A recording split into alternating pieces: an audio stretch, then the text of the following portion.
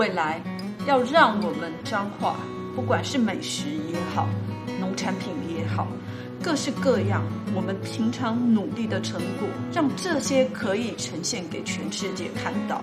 对，就让我们一起走出去，被看见。对，我们要翻转地方。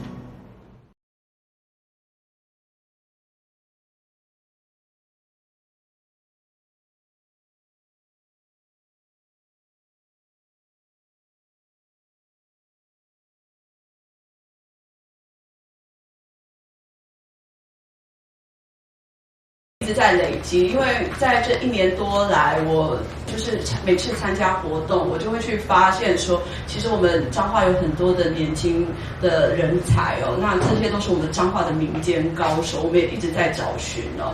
然后我觉得说很感人，就是因为我们彰化其实我们西南角都是农业的务农为主哦，那我们的人口一直老化，那最主要原因除了现在有少子化，还有很多的年轻人在他们就学之后，也许就留在外地，不愿意回来我们彰化哦。那我们现在看到这3位今天的来宾哦，他们都是非常棒哦，他们都是很喜欢，就是很热爱我们彰化这一片土地。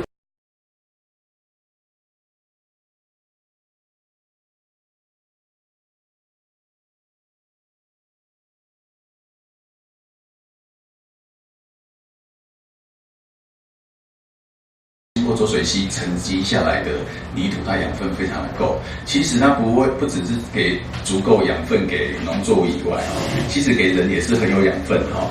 你踩下去拔不起来，表示你需要吸收很多养分。对，如果大家那个在城市，我觉得我们未来也许你都有规划一些活动嘛。我觉得未来也许给这些城市的好朋友来体验我们乡间。你在健身房做深蹲有什么难的吗？我们应该要来田里面。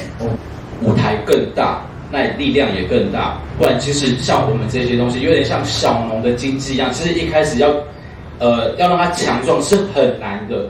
对，因为就像土来讲好了，我们种植物，其实人也一样，企业也一样。那当你土质不好的时候，当你作物不好的时候，你怎么去顾到后面？